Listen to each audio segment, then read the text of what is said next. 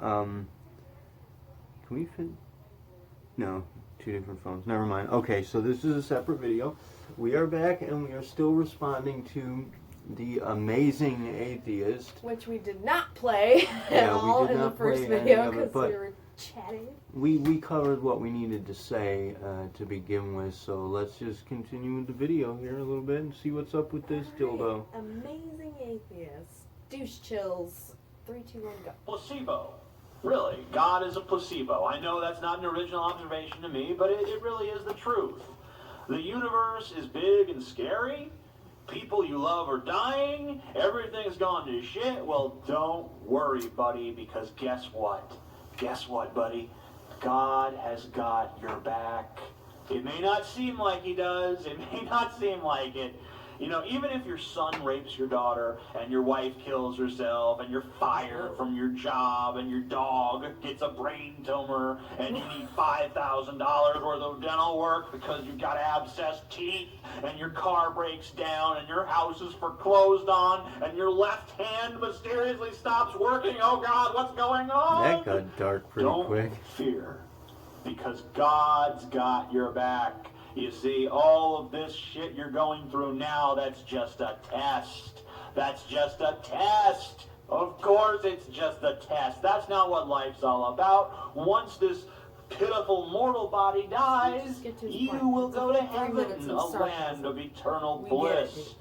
Where you will basically float on a cloud of silk and play Xbox and get blown by whatever kind of person or thing you want to get blown by, or if you want to get blown at all. And if you're a female, then you're getting eaten out. If you want to be eaten out, whatever, it's heaven. Whatever your idea of paradise is, that's what's going to fucking exist there. And there's going to be no suffering.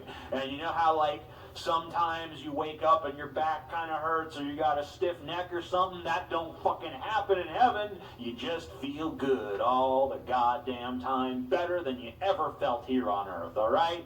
That's heaven. And it's a placebo. It's a placebo. It doesn't really do anything but make you feel better. That's all it does. Well, how? By giving kind of you point, a right? new perspective. By telling you that all the suffering you're going through now... Wait a minute. I'm not 100% clear on this. Did he just say that I realize he's comparing the religious thing to a placebo, which kind of makes sense. I can see why you get there and the thought process. But he just totally minimized the whole fact that the placebo effect actually creates physical changes in your brain and nervous system and body. Like, it's not, the placebo effect, it doesn't do anything. It actually does. It does anything you want it to do. That's what they're overlooking. That's the point, because he would have to acknowledge that this force is at work, that there is this force in play that does actually have physiological effects upon you, and basically what the placebo effect could encompass everything that we understand of how reality operates, like going down to quantum mechanics. We have the observer principle, wherein particles construct themselves because of your observation. You have a sense of directive relativity over your environment. It's just various grades of the placebo effect. Exactly, and the whole thing is that it's all a placebo, all of life. But even if you narrow it down to the most basic thing, where it's like a double-blind study for a new drug or whatever, like, he just totally said the placebo effect doesn't do anything. Like, it does anything you want it to do. You just have to set it up the right way. See, with awareness and this speaks directly to their mentality, to the atheist mentality in general, is that they got fucked over, they got their leg yanked, their existential dick pulled by religion. They got screwed over by religion, and so it's worthless. None of it's worth anything. It doesn't matter. You know, it's just this really kind of almost nihilistic, and it is borderline nihilistic mentality that they have, wherein they just want to believe that nothing is meaningful in any way, and that pretty much they have like this Have you seen the atheists, how they behave, what they talk about and shit? They No, have not this, really. they're really focused, obsessed really with this debate rhetoric mentality where they just have like all these rules set up as it's a debate. Like they have the whole what different arguments are and what they mean and So they're like the telemarketers with the list of responses Yeah. when you're talking to somebody and trying to sell them things.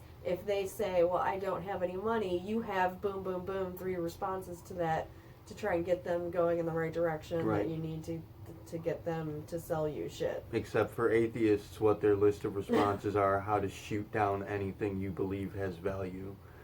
Like if you think there's a meaning to something, they're going to find several different ways to argue that point that is logical to them. Do you think that these people really just go throughout their daily lives never experiencing like a tiny bit of synchronicity or... I think that they ignore it. They dismiss it. There's a good chance that their brain's going to ignore it because, as we were getting into in the first part of this video, they have the same kind of indoctrination in play wherein they'll experience cognitive dissonance. If they run into something that comes across as being spiritual, their brain's going to reject it outright. Yeah, well, that's just automatic nowadays. Is everything is cognitive dissonance to anybody. It's one way or the other. That's what people are using now more than ever.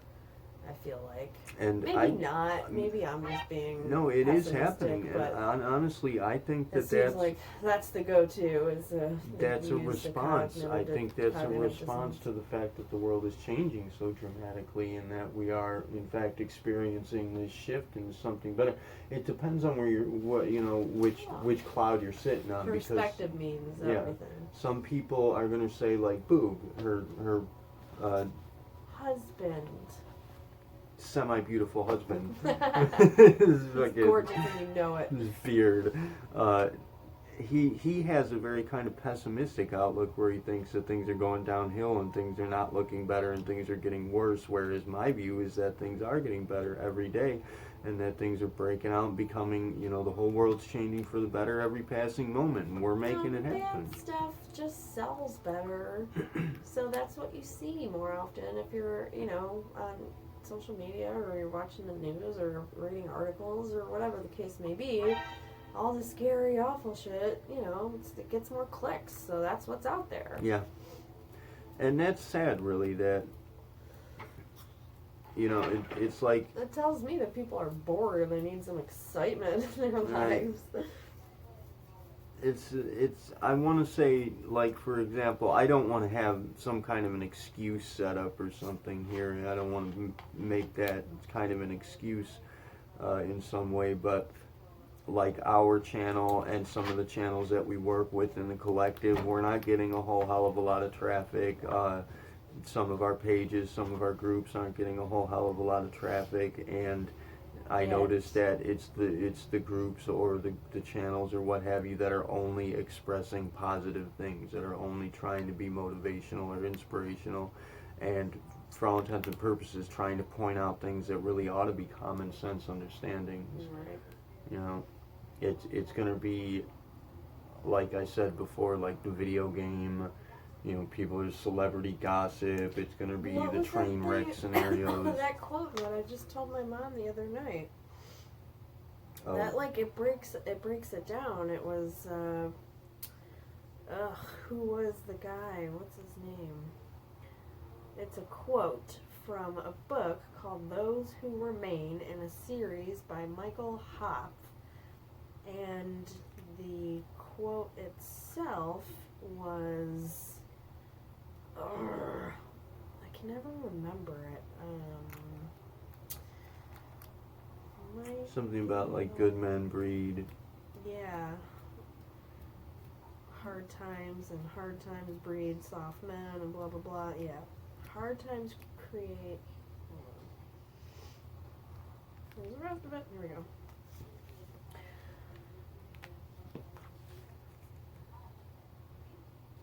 Seriously. Hard times create strong men create good times create weak men, and weak men create hard times. So it's a never-ending cycle. It just keeps going Yeah. like that forever and ever. I was thinking about that when you said it to Judy, actually, is that it's a cycle that we've been going through forever and ever, and it's a cycle that we do repeat over and over again. And there's somebody I spoke to, a few people actually have said this, but one person popped out with it the other day in one of the groups, just out of nowhere. That was the Truth Family on their channel for one of their live streams. Somebody popped up and he said, break the cycle. And I was like, exactly, that's what we're trying to do. That's what we need to do, is break the cycle, break the routines that we've been following. And if you can interrupt, aren't inherently bad. no, but the routine that we have been following, like if we can interrupt that cycle, interrupt that continuous habitual pattern, I think that it'll shake up people's operating systems enough to kind of pay attention to what's really happening for a moment. I'm all full of carbonation. But then it goes back down. I mean, you know this is a game. It's remembering and forgetting, from moment to moment throughout your life, and taking whatever you can from that, whatever significance you can bear to live with, you take with you when you forget again, and then something happens and you remember again, and that's the game we're all playing. I mean, you're just trying to rack up the numbers of how much or how many times you remember who you are. What was it that we were just talking about before we started making the video that was a debate between you and I? Agnostics. Yes. Difference between atheists and agnostics. Mm-hmm. Agnostics are going to be, for anybody who's unawares, agnostics essentially are people who don't lay claim to any belief in any particular deity or what have you, but don't necessarily refute it. No, I don't think it's belief. I have plenty of beliefs. I would consider myself to be agnostic because I don't claim to have an absolute answer to anything. But that doesn't mean that I don't have my own faith in certain things and my own beliefs about certain things. I just realize, and I'm open enough to acknowledge that I don't know for sure. Right, and therein comes another video I was watching last night in preparation for this video about the nature of reality. This girl, I'm not going to name her here, we'll get to her in a little while, she's one of ours, but she says that there is no objective reality because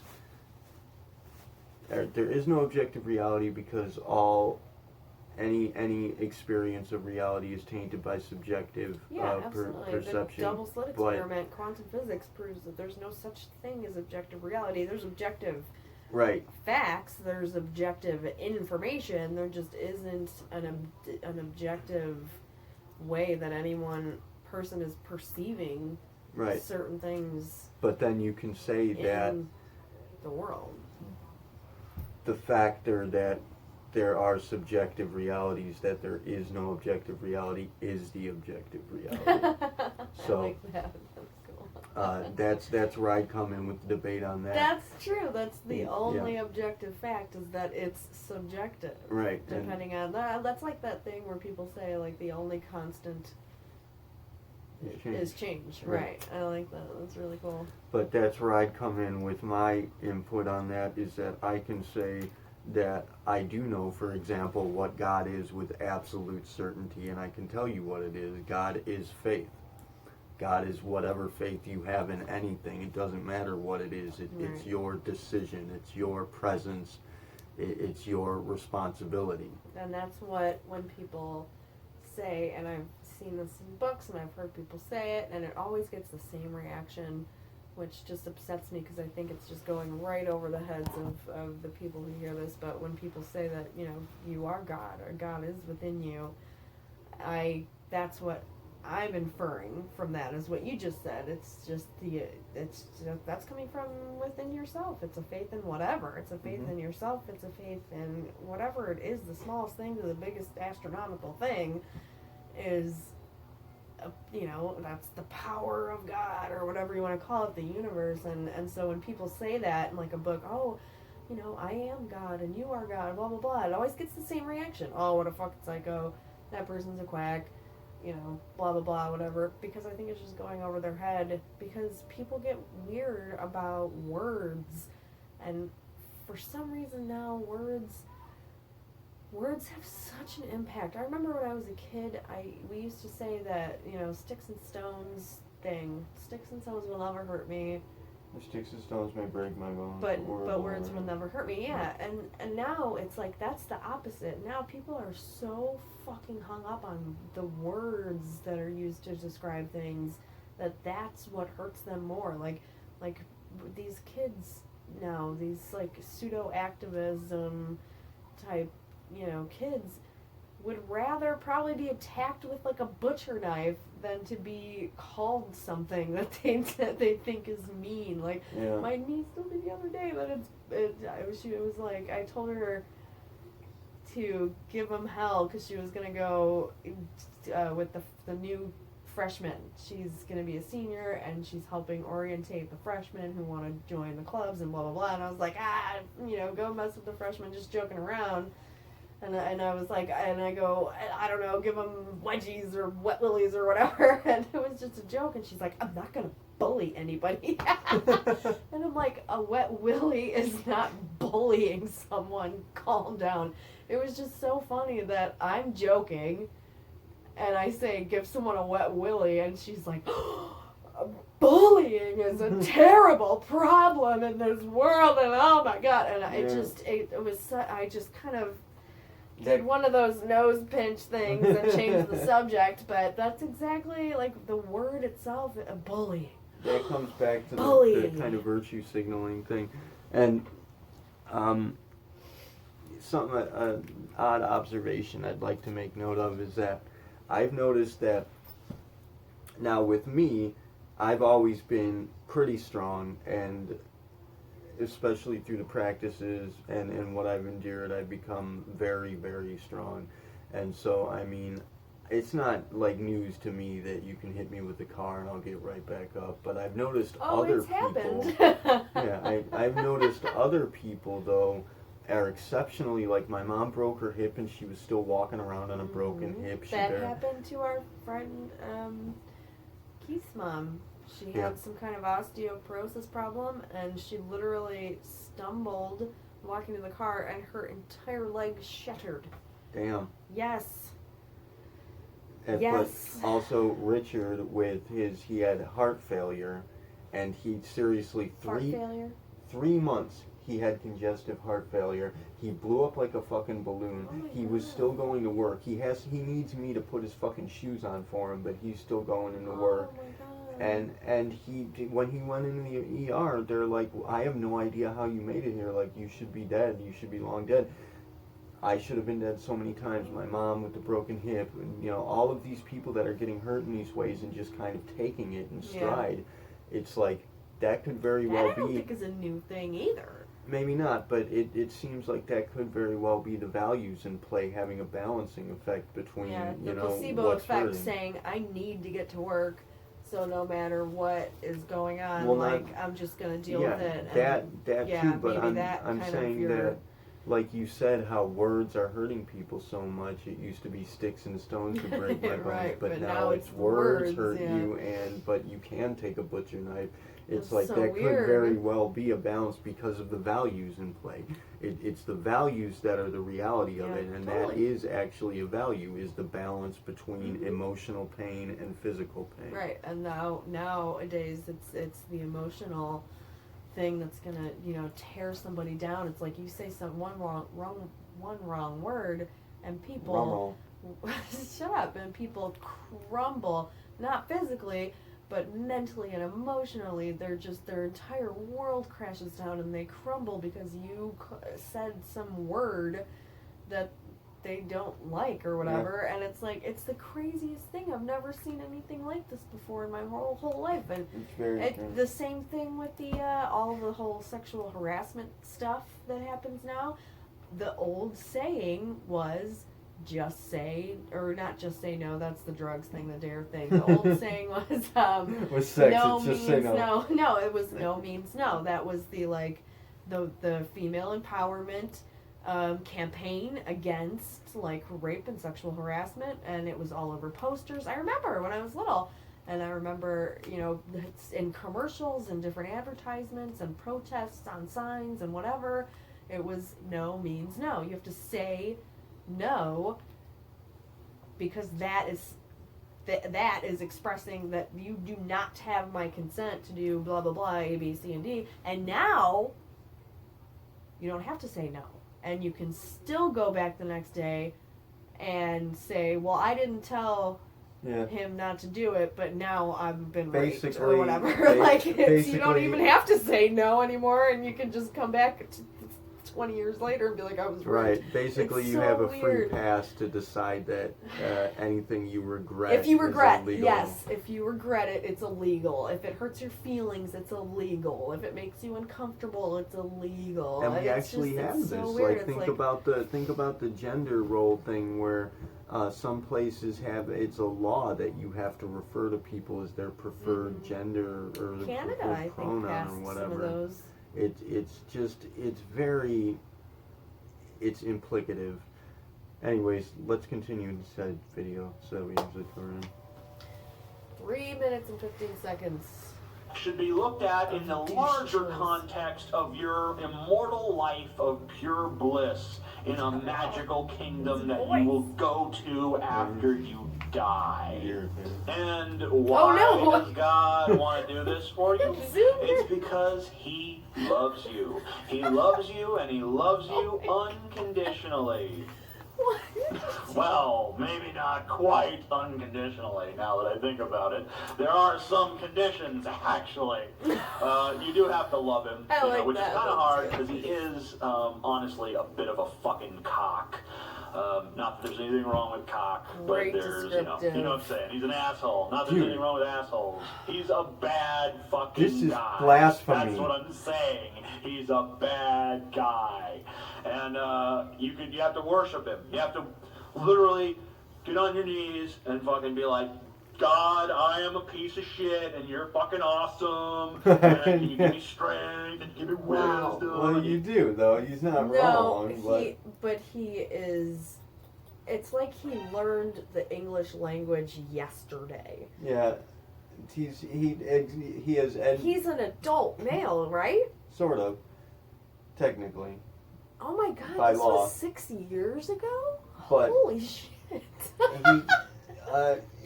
We're a little late to this game here, people. He's a pretty good example, though, of the. It's certainly a good example of the atheist mentality, but not the atheists that I've met and some of the atheists that I've worked with are not quite as. It's like talking to a 10-year-old that just figured out he could use swear words. Yeah, but see, the thing is that what he's presenting is how angry he is. That's ultimately what he's presenting. Is that why it zoomed up to his face? Because that just happened out of nowhere. He gets all angry and the fucking camera just zooms in. His face is so big on my TV right now. It's fucking That's very strange to think about it. It's creeping me out. But it's seriously like... Just that they have the atheist mentality is they have this anger towards religion, this angst and this resentment. Yes, it's perfectly understandable. Anger, yeah. But it's just that anger is what defines them, and it's not just what defines their subculture. It's what defines their person. People like that's get their angry. entire You're life. right. People get angry about all kinds of shit, and then you cope with it. You fucking deal with it like an adult person, and put it somewhere that it's productive. Yes.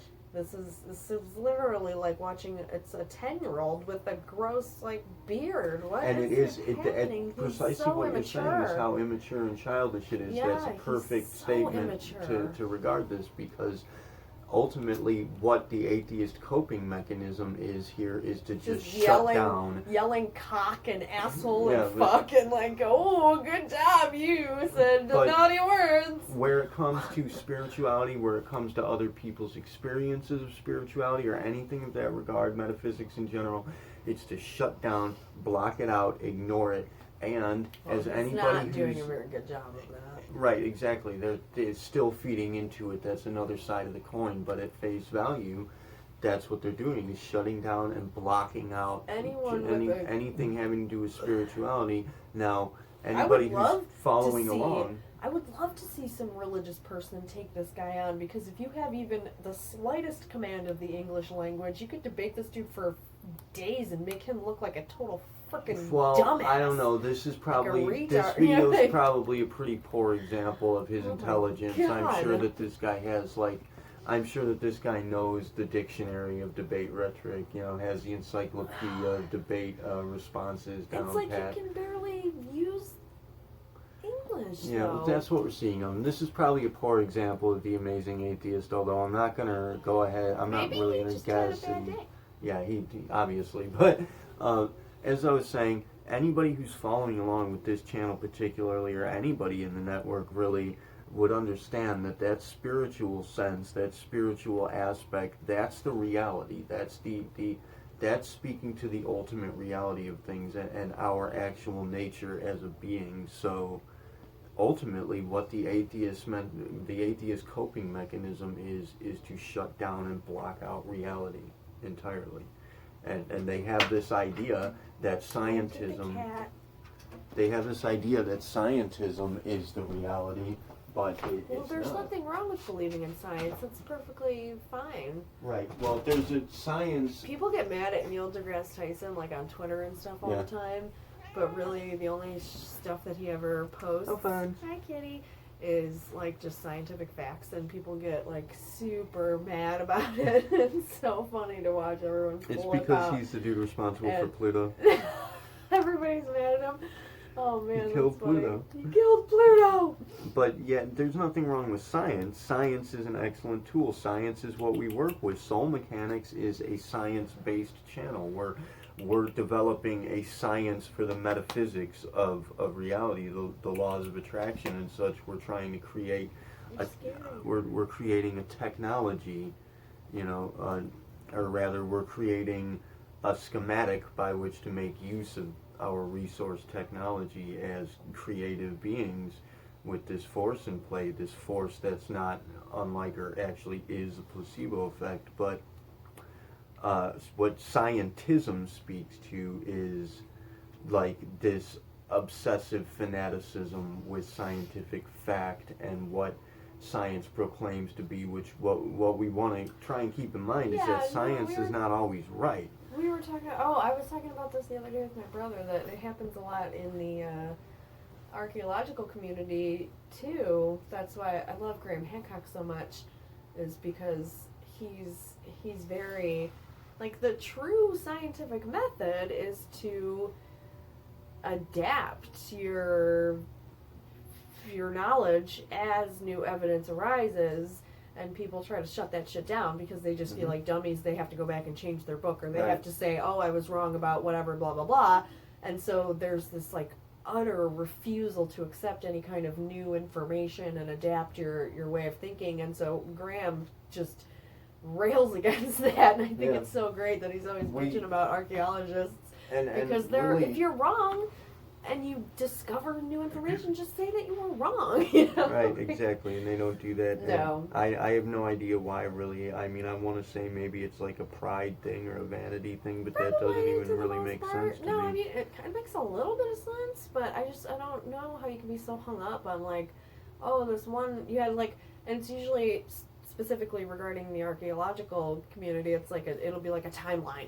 It'll be oh my god, I was wrong about the days that this thing was built. It was actually 5,000 years later or whatever, and they're you can't say that. It's so it's so funny. Yahweh Zahib or whatever his name is, trying to shut down anything that suggests Zahil Hawass. He's not in that position anymore. Right, I know. Which thank God for that, but now he's doing other stuff. I think he's working between the archaeologists and the government and military. So he could possibly be doing the same amount of damage in whatever position he's in now. But that was a couple years ago, and I remember reading about that. But his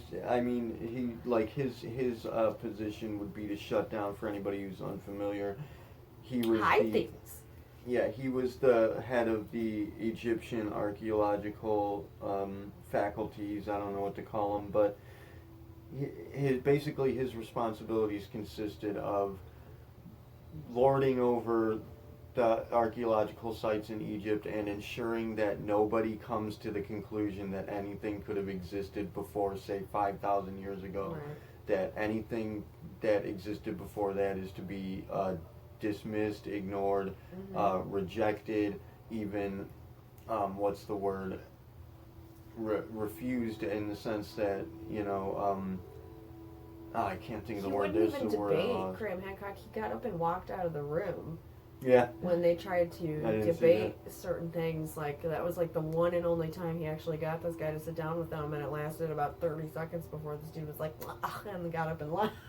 Like, dude. And I think he was caught like hiding like historical artifacts and stuff, and like sneaking people in. I don't know. It was very shady, the whole thing. But my point was that when people refuse to adapt their way of thinking when new evidence presents itself, is so weird. And I just don't know, like you said, is it vanity, is it hubris? I have no idea. But it seems like it hurts more than it helps. Yeah, what I'm thinking here, that was the word I'm looking for, deny any evidence that suggested that there was a timeline before a certain date, according to what the Bible says. And right there and there is going to be religion's influence, wherein we're not allowed to explore our own history beyond what this book tells us it is. Which wasn't even written by any kind of spiritual or supernatural being. It was written by men. Well, exactly, but... And adapted by rulers who wanted people to think certain things about the history itself. To fall on the side of the atheists, which I am ultimately on the side of the atheists where it comes to religion, but it's just that the atheists don't understand that they're only atheists because religion put them there. Like, it's not a coincidence. It's by design. Religion wants them to be atheists. Yeah, it's like whatever their parents, their strong parents, bred weak men. Like it was, it's like that quote. Like it happened that way because it's forced upon you at a young age. Then you're automatically going to reject it when you come into your own. Yeah, it's a trap that's set up like this. It's a double-edged sword.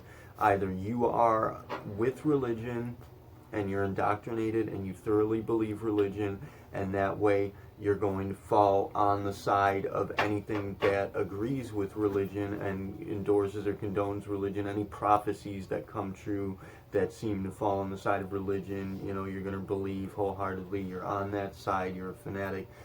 Or you discard it, throw away anything that, all of the actual spiritualities that can be beneficial to you and empower you in any way. Disregard all of that. As the same nonsense that you're cut rebelling yourself off from the reality of what God is, which is your own innate power, the power of heaven, the Kam Wealsi, the shifting glyphs, your power to write reality.